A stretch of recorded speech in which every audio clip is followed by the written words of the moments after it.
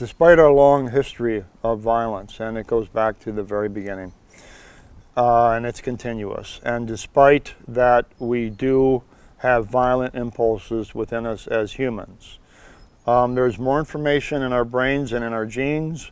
We can learn new behaviors. It is obvious that so many people have proven there can be peaceful people, prophets of peace, and peaceful cultures like the Jain culture.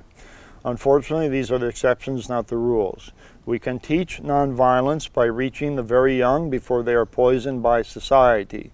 Veganism is very important in teaching nonviolence. It is the center of the vegan message, so long as the vegan message is understood to be ethical and political and not just dietary, because we teach respect for all living things.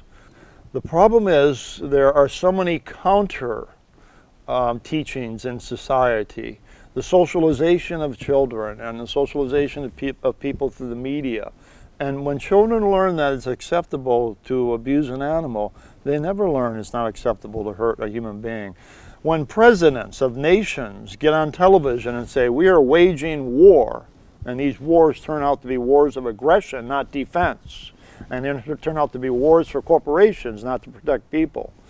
When the leaders of our world tell us that violence is legitimate and acceptable, these are very hard lessons to combat, and they seep into people's minds, and so we learn this violent behavior. So we have so much to combat. But again, it's through humane education programs reaching the young. It's through whatever education that we can put out there through the vegan message and other messages of non-hate, non-racism, non-homophobia, etc. It's just that there is an overwhelming emphasis on violence in our society, and it will be very hard to combat. But if there's any one culture that is in a position to teach nonviolence, it's veganism. Environmentalists do not teach nonviolence, they teach sustainable hunting. That's violent. The leftists don't teach nonviolence, despite all of their talk about rights and democracy. They teach welfarism, welfare farming, etc., humane killing. That's not nonviolent. The vegans are the only group preaching a universal message of nonviolence. That makes us unique, that makes us important. But let's realize just how strong, dominant, and ubiquitous the messages of violence are. And that means, do we have a strategy to counter the omnipresent image of violence in our society? We talk about vegan education all the time. Do we really know how to educate? Have we really thought this through? I don't think we have the right theories.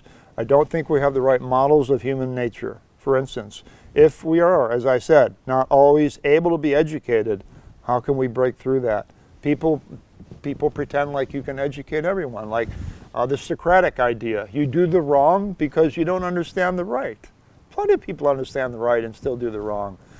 Our model of human nature is wrong. We don't have a good theory of education. We're weak in that area. So we have the right ethics, we don't know how to spread the message. And we don't know anything about vegan outreach either. We're still talking to white, elite, middle-class, privileged people. We have not got the message to Africa, to people of color, to the poor, to families, to communities everywhere. We have a long way to go, and it saddens me because we are so important to the future of this planet. And we're so weak in our philosophical foundations and so weak in our tactics. We have got to rethink this whole movement and our whole philosophies and our tactics from the bottom up. We have to rethink everything because it's not working and it's not adequate and we're running out of time.